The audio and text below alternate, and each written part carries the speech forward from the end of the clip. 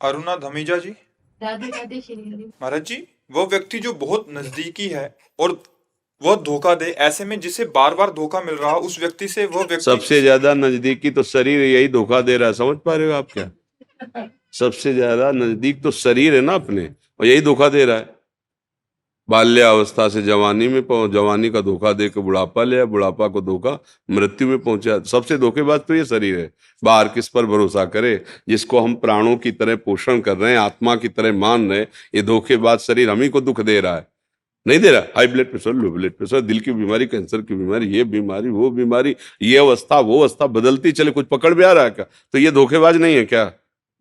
पर हम इसी को अपना मैं मान रहे हो, दूसरों को धोखेबाज मान रहे हैं, तो उत्तर ही नहीं समझ में आएगा। फिर यहां से शुरू करो, अब उत्तर समझ में आ जाएगा। अब बताओ और धोखेबाज कौन रहेगा? हमारा मन हमारा धोखेबाज, बड़ा दुष्ट नीच, लाख समझाओ वही गंदे विषयों की तरफ भाग रहा है। हमारी बुद्धि हमसे धोखा कर रही है। हम बार बार समझा रहे हैं कि प्रिया प्रीतम से बढ़कर और कुछ नहीं है, यही जीवन का सार, एक विश्वास खाली न जाए राधा नाम। फिर भी ये दुष्ट बुद्धि संसार की तरफ ले जा रही है। हमारा शरीर धोखेबाज, हम औरों की बात क्या करें?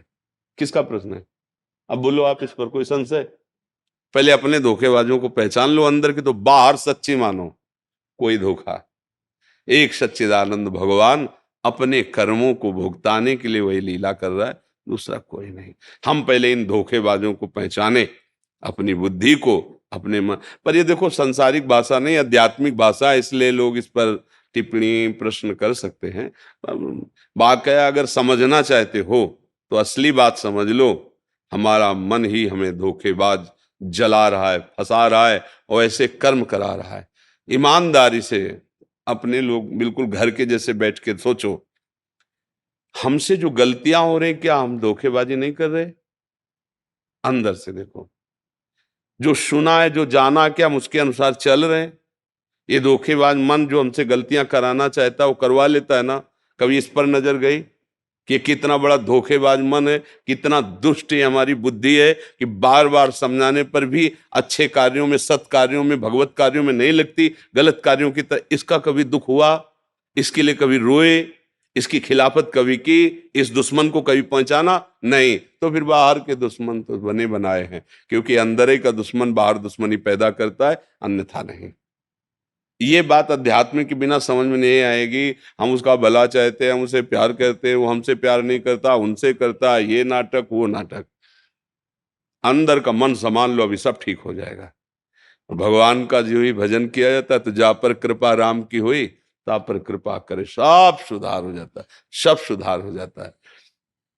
सखुबाई का चरित्र कथा में कहा गया, महापुरुषों ने भी कहा है, सुन के देखो। उनका पति बांध कर उनको पीटता था, सास बड़ा कुव्यवहार करती थी, पर वो ठाकुर जी के भजन में मगन रहने वाली महान महात्मा थी, गृहस्थी में होते हुए भी। एक दिन संत मंडली, वो जल लेने बाहर गांव के कुएं में जा रहे, एक संत मंडली देखा नाचते कूदते भगवान की दर्शन के लिए। उनके मन में बड़ी व्याकुलता हुई कि काश मैं अपने प्रभु के भी दर्शन कर पाती। तो थोड़ा छोड़ो, चलती प्रभु के दर्शन करने। किसी ने बता दिया, फिर पकड़ के बांध के पीटी गई, बांध दिया रस्सी में कि जा ही ना पावे। बहुत उनके साथ दुर्व्यवहार होता, पर वो ऐसी भक्ता, कभी पति को कटवचन नहीं बोला, सास को नहीं बोला। भगवान आ गए, उनका भाई सखू तू उदास मत हो, तू जाना चाहती ना मेरे दर्शन के लिए, मेरे दर्शन कर और मेरे धाम जा। तो बोले प्रभु फिर यहाँ मैं सखू बन के बंधूंगी। ठाकुर जी सखूबाई बन के बंध गए और उनको मुक्त कर दिया। अब देखो, अब ठाकुर जी जब उसके पति को स्पर्श किया, जैसे चरण दबाने, भाव बदल गया, सारी दुष्टता गई। सास इतना प्यार, क्योंकि आनंद सिंधु भगवान है ना, अरे मंगल, और उनका पावन चरित्र पढ़ करके देखो ऐसी दिव्यता आ गई। देखो अगर हमारा मन ठीक हो गया तो सब ठीक हो जाएगा, सब ठीक। जा पर कृपा, ये चौपाई याद कर लो, जा पर कृपा राम की होई, ता पर कृपा करे सब कोई। हाँ, जामवंत कहा सुन रघुराया, जा पर नाथ करो तुम दाया, ताहि सदा शुभ कुशल निरंतर, सुर नर मुनि प्रसन्नता ऊपर, सोई विजयी विनयी गुण सागर, तास सुजस त्रैलोक उजागर। भगवान का भजन करो, दूसरों के द्वारा हमारी भाषा में दूसरों के द्वारा जो हमें दुख मिलता है वो हमारे किसी कर्म का फल है। राधा राधा चुपचाप सह लो, ना सहोगे तो जलोगी तो वो भी तो दंड हो रहा है। जल रही तो सह, अगर प्रसन्नता से सह जाओ तो भजन बन जाएगा, वही तपस्या बन जाएगी। सबसे ज्यादा धोखेबाज हमारा मन, हमारी बुद्धि, हमारी इंद्रियां, हमारा शरीर है। इससे बड़ा बाहरी कोई धोखा नहीं है, क्योंकि ये हमें बहुत जन्म से धोखा देते हुए भगवान से विमुख कर दिए हैं। आज तक देखो, बड़े बड़े बुद्धिमानों की बात कर रहे हैं, अपने लोग तो पामर जीव हैं।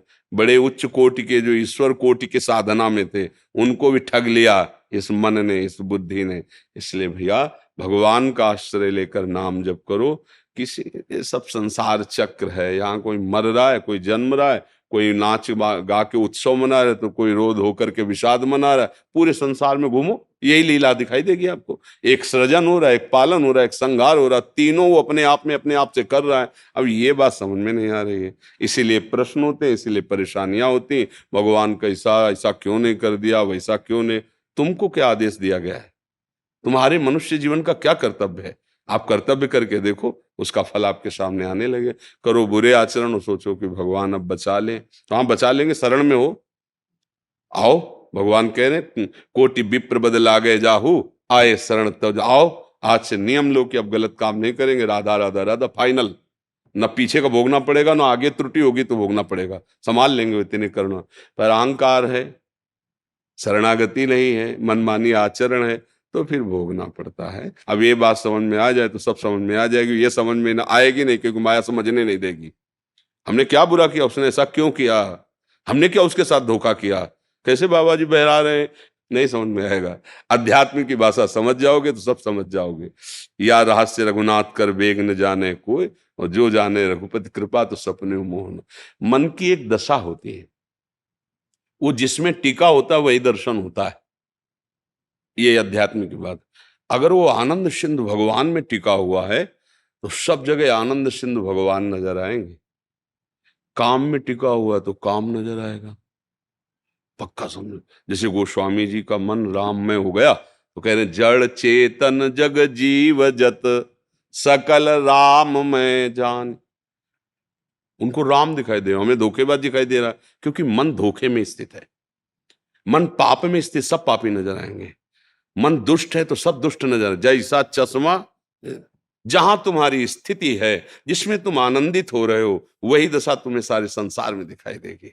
अगर तुम शोक में हो तो भारी आनंद की जगह में जाओगे तो भी तुम्हें सब शोकित नजर आएगा। आनंद में हो तो घोर शोक में भी तुम्हें आनंद की अनुभूति होगी। ये मन धोखेबाज है, इसको जहां स्थित कर दो वहीं का अनुभव कराता है। तो गोस्वामी जी कह रहे तब लग कुशल न जीव कहूं, सपने हो मन विश्राम, जब लग भजत न राम कहूं, शोक धाम तज काम। मन का विश्राम भगवान के चरणों का आश्रय लेकर नाम जपने में है। सब धोखेबाजी इसी की है। ये खत्म हो गया तो सामने कुछ है ही नहीं, एकमात्र भगवान है। ये अनुभव की बात महापुरुषों की कह रहा हूं। एकमात्र प्रिया प्रीतम है, दूसरा कुछ नहीं। हमारा अंदर गड़बड़ तो सब बाहर गड़बड़। हमारे अंदर जैसे पाप वृत्ति चल रही ना, तो सबको देख के लगता है कि वो भले वो किसी भाव से देख रहा हो। सृष्टि कैसी, हमारी दृष्टि जैसी। जैसा चश्मा वैसे ही रंग दिखाई देगा। अब चश्मा सुधार लिया जाए, अपनी दृष्टि सुधार ली जाए। और दृष्टि मन बुद्धि से होती है, जैसा मन बुद्धि निर्णय करता है वैसा दिखाई देने लगता है। तो हम खुद धोखे में फंस गए तो हमें सब धोखा ही धोखा नजर आ रहा है। तो धोखे से निकले, विवेकवान बने, प्रभु का आश्रय लेकर नाम जप करें, वही संभाल सकते हैं। सब रूपों में वही है। अब हमारी तो समझ में और बात आने वाली है नहीं, गुरुजनों की कृपा सब रूपों में। जब हम ठीक से व्यवहार करेंगे तो अनुभव होने लगेगा। देखो भले वो गाली दे रहा है तो मन क्या कहता है फिर उस समय, प्रभु आप ही हो। नाथ आप कितना भी कड़ुआ बोलो, अब भ्रम होने वाला नहीं, आप ही हो। स्वामी आप ही हो। वो जीत गया, संसार से जीत गया। नहीं तो फिर ऐसा जगत है कि फिर इससे निकल पाना बड़ा भारी दलदल है।